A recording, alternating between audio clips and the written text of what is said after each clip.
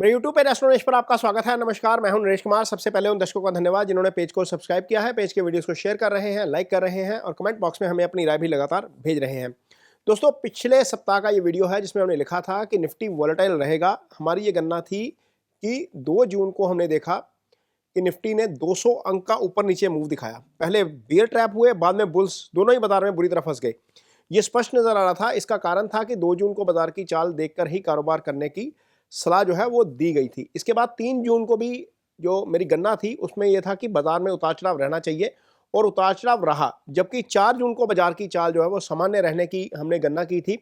इस दिन निफ्टी 0.32% के साथ जो है 32% की मामूली तेजी के साथ बंद हुआ।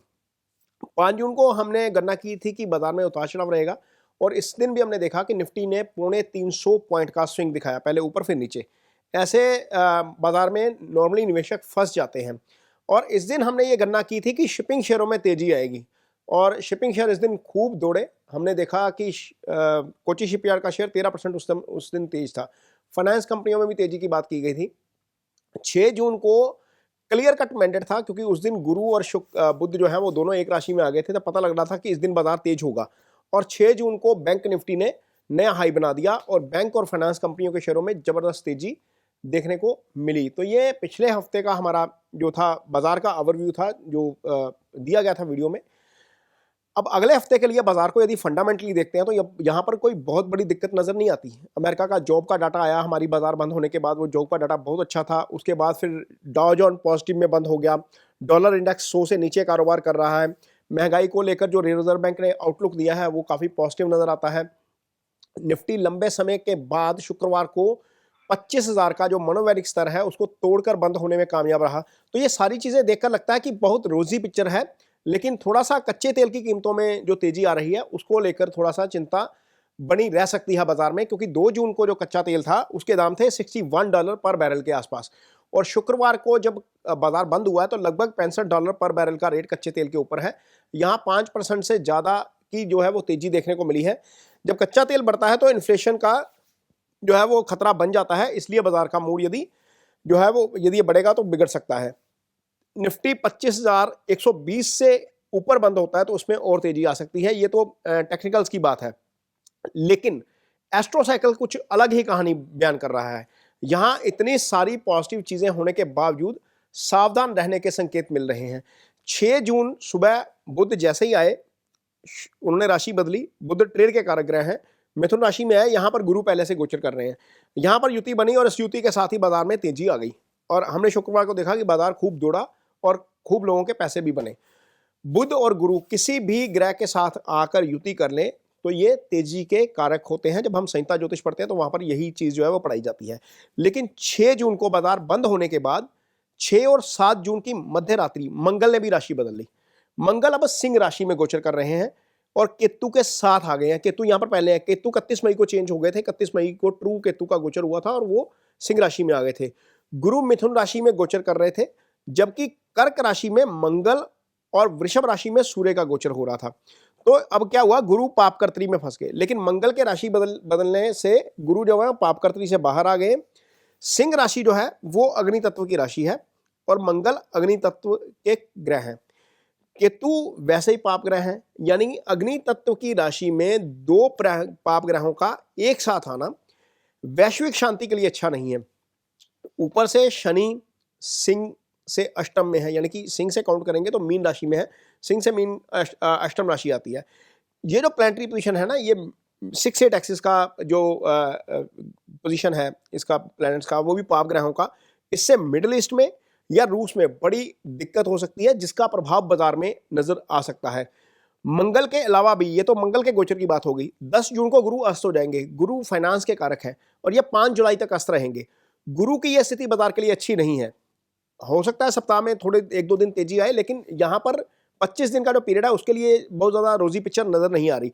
इसी सप्ताह 10 जून को सुबह 11:35 पे पूर्णिमा शुरू हो जाएगी और 11 जून दोपहर 1:15 बजे तक चलेगी। चंद्रमा जो होता है वो हमारे मन का कारक होता है और हमारे इमोशंस को प्रभावित करता है। जिस दिन पूर्णिमा होती है उस दिन समंदर में ज्वार भाटा आ जाता है। हमारी बॉडी में तो फिर भी 70% पानी है, तो हम मून की पोजीशन से जो है वो इन्फ्लुएंस होते हैं एज ए ह्यूमन बींग। लिहाजा पूर्णिमा के इर्द गिर्द जो भावनाएं हैं वो ज़्यादा प्रभावित होती हैं। इन दिनों में खास तौर पर जो है वो बाजार में इमोशंस को जो है कंट्रोल में रखना चाहिए, क्योंकि बाजार में इमोशंस का ट्रेड होता है। जो शेयर आपको महंगा लग रहा है वो मुझे हो सकता है सस्ता लग रहा हो और मैं उसमें पोजीशन ले लूँ और वहाँ पर फंस जाऊँ, आप वहाँ से प्रॉफिट लेकर निकल जाएं। तो ये सारा काम मून से ड्राइव होता है। ट्रेड के कारकग्रह बुध जो हैं वो मेष राशि में गोचर कर रहे हैं और मिथुन राशि में गोचर कर रहे हैं और स्थिति में है, और ये 10 जून को जो है वो उदय हो जाएंगे। गुरु पश्चिम में इसी दिन अस्त होंगे। मीन्स 10 का इवेंट भी है, एस्ट्रो इवेंट भी है, 11 का इवेंट भी है, और 11 का जो है वो फुल मून है।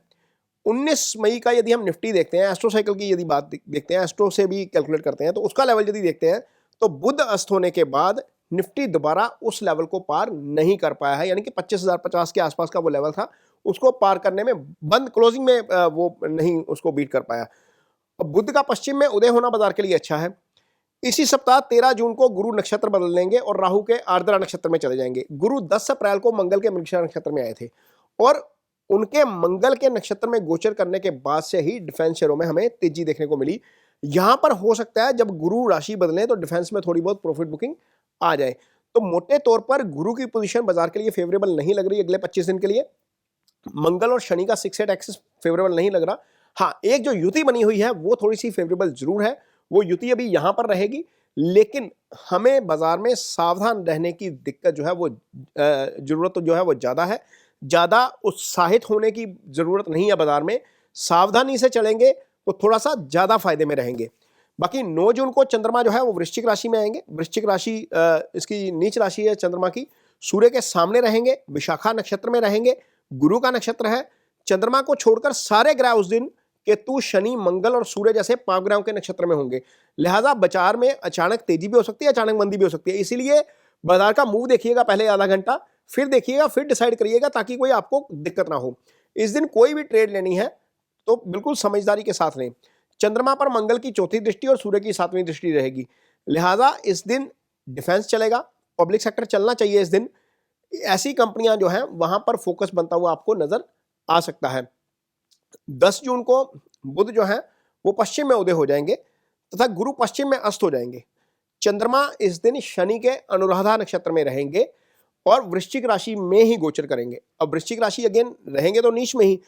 बाजार में इस दिन हो सकता है कि आपको गिरावट देखने को मिले, हो सकता है रेड कैंडल के साथ बाजार जो है वो आपको कारोबार करता हुआ नजर आए। इस दिन भी बाजार में संभल कर ट्रेड करने की जरूरत है। ज्यादा तेजी के चक्कर में नेक्ड पोजीशन मत लीजिएगा, इसका मतलब मेरे कहने का मतलब है इस दिन मेटल शेयरों के ऊपर थोड़ा सा फोकस रखिए, यहां पर तेजी बन सकती है। 11 जून को चंद्रमा मंगल की वृश्चिक राशि में बुध के ज्येष्ठा नक्षत्र में गोचर करेंगे। लिहाजा इस दिन बाजार में उतार चढ़ाव रहेगा। हालांकि डिफेंस और कॉपर कंपनियों के शेयरों में इस दिन भी आपको तेजी देखने को मिल सकती है। तो मोटे तौर पर डिफेंस के लिए वीक अच्छा नजर आ रहा है यदि हम इसको एस्ट्रो साइकिल को देखते हैं तो। 12 जून को चंद्रमा मूला नक्षत्र में धनु राशि में गुरु और बुध के सामने गोचर करेंगे और शनि के केंद्र में रहेंगे। इस दिन बाजार में कारोबार जो है हो सकता है थोड़ा बहुत सामान्य होता हुआ नजर आए, यानी कि कंसोलिडेशन वाली जो स्थिति होती है ना वैसा नजर आ सकता है। बैंकिंग चल सकता है, डिफेंस चल सकता है, IT सेक्टर चल सकता है। इन सेक्टर्स के ऊपर इस दिन थोड़ा सा फोकस रखिए, यहां पर आपको पैसे बन सकते हैं। 13 जून को गुरु आर्द्रा नक्षत्र में आएंगे, बुध के साथ आएंगे और बुध ऑलरेडी आर्द्रा नक्षत्र में है। इसी दिन शुक्र भरणी नक्षत्र में आएंगे। दोनों जो है वो प्लैनेट्स के नक्षत्र चेंज हो जाएंगे, जबकि चंद्रमा भी इस दिन शुक्र के पूर्वाषाढ़ा नक्षत्र में ही गोचर करेंगे। इस दिन बाजार जो है वो आपको हरे निशान के साथ कारोबार करता हुआ नजर आ सकता है। तो मोटे तौर पर अगला हफ्ता जो है वो समझदारी के साथ काम करने का हफ्ता है। हो सकता है एक बार बहुत ऊपर लेके जाए बाजार, लेकिन नीचे पटक सकता है, क्योंकि प्लेनेटरी पोजीशन इस तरह की है और बाजार पे जो इंपैक्ट आएगा वो डोमेस्टिक नहीं आएगा। मुझे लगता है कि ग्लोबल इवेंट कोई ना कोई ऐसा बड़ा हो जाएगा जिसका असर बाजार के ऊपर नजर आ सकता है। हो सकता है कि कहीं ना कहीं जो रशिया और यूक्रेन वाला इशू है वहां पर बहुत ज्यादा चीजें गड़बड़ हो जाए, या इजराइल और ईरान वाला इशू है वहां पर चीजें गड़बड़ हो जाए। अमेरिका में तो कन्फ्लिक्ट चल ही रहा है ट्रंप और मस्क के बीच में। ये यहां पर चीजें थोड़ी सी ज्यादा दिक्कत भरी हो सकती हैं, क्योंकि ये जो एक्सिस है ये 28 जुलाई तक चलेगा, मंगल शनि 6-8 एक्सिस। 28 जुलाई के बाद मंगल शनि आमने सामने हो जाएंगे, वो भी वैश्विक शांति के लिए अच्छा नहीं है। फिर दोबारा 13 सितंबर को मंगल शनि फिर 6-8 एक्सिस में आ जाएंगे, वो भी अच्छा नहीं है। तो आने वाले दिनों में थोड़ा सा बाजार में संभल कर चलने की जरूरत ज्यादा है। इमोशंस के साथ मत रहिए, मीन लालच में मत फंसिए। ग्रीड एंड फेयर फैक्टर का शिकार जो है वो होने से बचना पड़ेगा इस बाजार में। ये वीडियो आपको कैसा लगा इस पर कमेंट बॉक्स में अपनी राय जरूर दीजिए। यदि ये वीडियो अच्छा लगे तो इसे शेयर जरूर करिए, पेज को सब्सक्राइब जरूर करिए। इसके साथ ही मुझे दीजिए इजाजत। नमस्कार।